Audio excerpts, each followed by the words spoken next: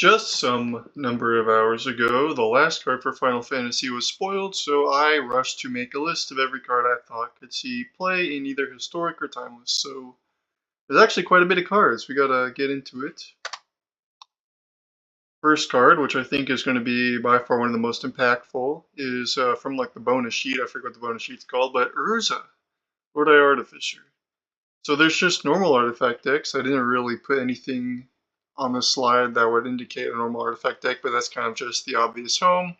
I did, however, mention some things that you can do that are a little less traditional than normal affinity. Paradoxical Outcome. Paradoxical Outcome, that's one of the best cards in Vintage. The reason it's one of the best cards in Vintage is because you got all these Moxen. Urza turns all your 0-mana artifacts into Moxen. Urza plus Paradoxical Outcome could be something. We'll see Howling Mind. I don't think it'll be actually good, but it's kind of cool that Howling Mind only works when it's untapped. Urza can tap it. I tried something similar with Mary, I believe, when Brothers War came out, which was actually quite a bit ago, but wasn't good then. But Urza's a lot better of a card, so maybe. Oh, I did look online for combos that are Urza specific that are legal in Arena. The only one I found that was any bit playable was World Walker Helm plus Metacant Core. I don't think this is good because you need max speed, but the idea is that you create a token copy of the World Walker Helm. You pay 2 to create a copy of that. You would get 2 additional maps because there's 2 of them, so you tap them both for mana. You can do the token to create another one. You get 3 maps, tap it for 3 mana to create another, which will create 4. So basically infinite mana, play all the cards in your deck because Urza is also a mana payoff. Very, very fun design there. Forensic Gadgeteer, this is a card that I've seen some people try alongside Urza in Modern. Maybe. We'll see. Golbez, I just kind of put him on the slide, not necessarily because of an Urza synergy, but because it's the other card that's going to be really nice for artifact decks. I'm envisioning this being kind of like a Mox Amber Shell, so 4 Tamio, 4 Emery, maybe 4 Golbez. We'll see if that does anything. Water Crystal. Now this card, as many people have been talking about online, is a whole lot better than it seems. We have a Grindstone combo now. In Legacy, you've got Painter Servant to make all the cards the same color. The Water Crystal, the way it works with Grindstone is that they mill 6. If any 2 cards in those 6 share color, you mill another 6. I did not do the math. I am pretty sure that is very likely to mill someone fully out. So that's awesome. Sphinx's Tutelage also works. Sphinx's Tutelage is a little cheaper than Grindstone. 3 mana instead of 4. However, it's not an artifact, and I don't see this combo seeing play in decks that aren't artifact decks. What's nice with Grindstone and Water Crystal is that they're both artifacts, so they're not nothing in an artifact. They're not just dead cardboard as Sphinx's Tutelage would be. Mesmeric Orb is also very powerful with the Water Crystal. Yeah, I'm currently thinking about decklist 4 adding this Grindstone combo, and it should be some kind of toolbox 6, right? Like you don't want to play 4 Water Crystal, 4 Grindstone. So maybe like a 4 Oswald, 4 Tamio, 4 Emery, 4 Mox Amber deck. Maybe some kind of the Bay, like the Artifact Birthing Pod. Oh, that card's not too great. Maybe a War of Invention deck. It'll be very interesting to see what kind of shell you can form around this. Alright, I've got 2 cards here, Najeela Yuriko. Yuriko is great for ninjas. That's kind of self-evident. Not going to talk too much about that. Both Najeela and Yuriko are great for Magda Changelings. Magda has been eating very good recently. Just last set we got Mox Jasper, which is like one of the most insane cards the deck could ever hope for. And now we get Yuriko. Like, if Yuriko is great for ninjas, it's going to be great for Magda Changelings as well. You've got a lot of cheap ninjas. So count all your ninjas. Najeela actually introduces an infinite combo, right? Because if you've got 5 warriors, they attack, you make 5 treasures off the Magda. You sack the 5 treasures to untap them and attack again. That's just an infinite combo right there. Also has additional synergy with, what's the name? Ajani. Ajani's a warrior. The cat token's a warrior, so there's a little bit of that going on. The way I'm envisioning this playing out in the deck is to be a 1-of. You can tutor off Pirate of Heroes. I'd be a little surprised to see it see play as just like a normal 3 or 4 of. Yuriko is definitely going to see play as a 3 or 4 of. Najeela, I'm not even sure it'll end up in the final build, but I do think it's interesting that we now have an infinite combo that is kind of okay on its own. There's not a lot of opportunity being costed, or you know what I mean. On to the next one. A Vial Smasher, I don't think it's going to be all too good. If it would see play anywhere, it'd see play in Timeless, because that's where you get the pitch elementals, and that's the reason it's kind of anywhere playable in Legacy. You got Force of Will, you're on Force of Will here, you have Commandeer, which I didn't mention because it would be Grixis then, and it'd be hard to support the blue count, but you could do something along the lines of that. Fury and Grief are kind of, it pitches to both. I think it could see play, at least as a one-of in these kind of Rakdos scam decks. Alright, if you remember Modern, which I never played Modern during this time period, but Modern used to be dominated by an Uro Mystic Sanctuary Cryptic Command deck, the idea being that you return Mystic Sanctuary to your hand with the Cryptic Command, counter the spell. Uro lets you get an extra land drop each turn, so you're not like staying the same amount of lands the entire game while your opponent's going up on lands. This is kind of a soft block. So that could be okay. Mystic Sanctuary is legal in Historic. You could do Cryptic Command Mystic Sanctuary in Historic, although I think it would be a lot less good because it's a lot harder to actually stay up on lands instead of just staying neutral on lands. And if you're a control deck, you definitely do want to be continually building your land base. Chocobo Kick, I do not think that this is going to be all too good. I did mention it because there is a chance that, you play Chocobo Kick, you return Mystic Sanctuary to your hand, you remove a creature, you play Mystic Sanctuary, return. This is a guaranteed removal spell every turn. This requires you to play creatures though, and Uro would just not be enough for that. So I don't think it would see play, but it is a little bit interesting to think about. Here I have some assorted build arounds. Some I think are going to be a lot better than others. I'm not going to mention too much about most of these. So the first two, Quina, just, consistency and a Chatterfang type deck. I have played Chatterfang type decks. They're okay.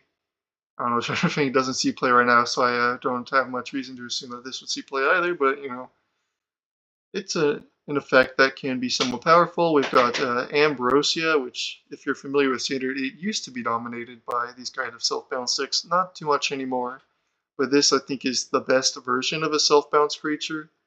I don't want to just read off the text, but it's a lot more than just a simple 2/2 flyer. We got Matoya. Again, you're going to have to forgive me. I've never played any Final Fantasy game ever. The only characters I know are Cloud and Tifa and Aerith and Sephiroth.